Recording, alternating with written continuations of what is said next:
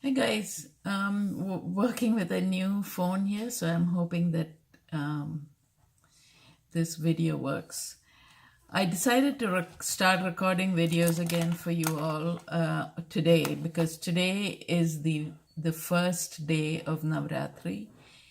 Navratri means 9 nights, and the Navratri is the day that celebrates. Navratri is the other 9 days in which we celebrate the goddess that I've written about in my blog, in my meditation today.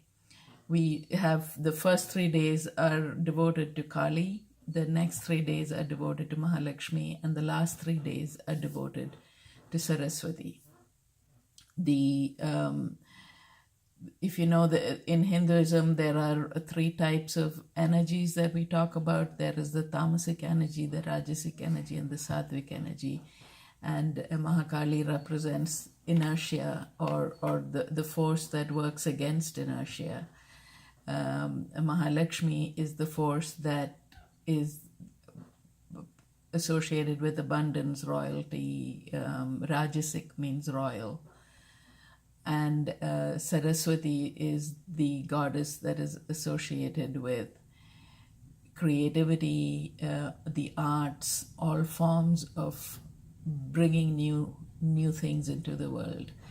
And all of them together form Durga, who is celebrated on the 10th day, which is Dashera.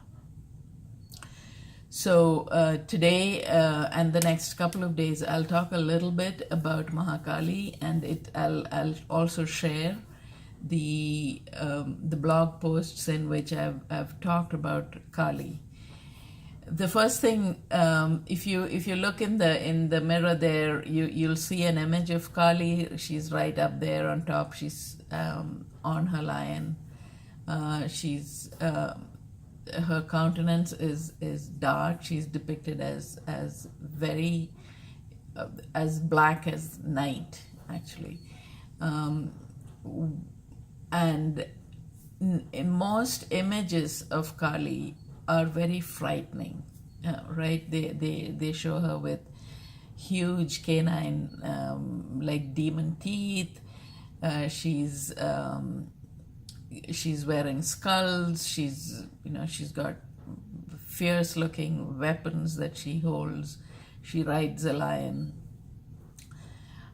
She's often shown, a very well-known image of her is her putting her leg on Shiva and her tongue hanging out.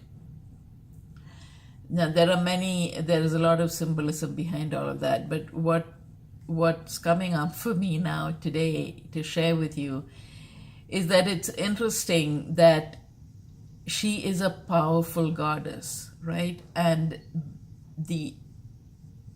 I've talked about this in my blog. The images associated with her typically are ugly.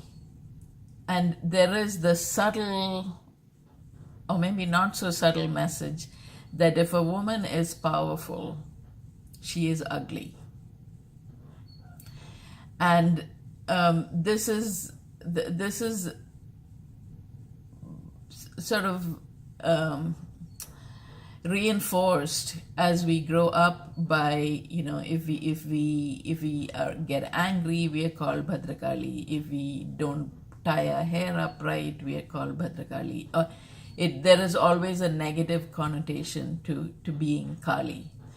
And what I wanted to say today, the first day of Navratri, is that it's time to stop that, right? It's time to say, no, it's perfectly fine to have righteous anger, and it does not make you ugly. It does not. You are not ugly if you stand up and are counted. It is not ugly if you stand up and fight, as we have been having to do for these last 8 or 9 months in this country, to make sure that basic human rights are not violated. It is not ugly to stand up and say, this is wrong, when you see something that is wrong being done. And that is essentially what Kali does. She does stand up and she says, no, this is wrong. There is a scene in in the Devi Mahatmyam where she's been fighting all these wars, and suddenly Shiva out of nowhere, Shiva who is her husband, comes out of nowhere and says, go and do this. He sort of starts ordering her, and she stands up and says, no, you are the person who's going to go and take this message for me to this demon. And it is heartening to see that, but it is also interesting that I never knew about those aspects of Kali, because the ideas that are emphasized to girls in an Indian society, actually all over the world, but in India, the mythology helps to say that no, you don't want to be a Kali, you don't want to be a Durga, you want to be a Sita. You want to be docile, you want to be pliable, you want to be somebody who doesn't rock the boat. The idea behind my the name of my website and this Facebook page, which is Sita to Durga, is a description of how I went from being a person who was a Sita, who felt guilty about even wanting something more, not necessarily articulating it, but even in my heart, daring to think that I wanted something more, to having the courage to know what my dream is and to pursue it. And then when you do that, you realize that the world comes around you and supports you. As long as you sit in your fear and you say, no, something will happen, something bad will happen, people will think that I'm wrong, people will think that I'm ugly, people will reject me if I stand up, or if I actually say what I really believe, then you'll get that reflected back. You won't be allowed to speak. You will have obstacles. But the moment you take power into your own hands and you realize how much power you have, the world begins to shift around you. It's not always pleasant,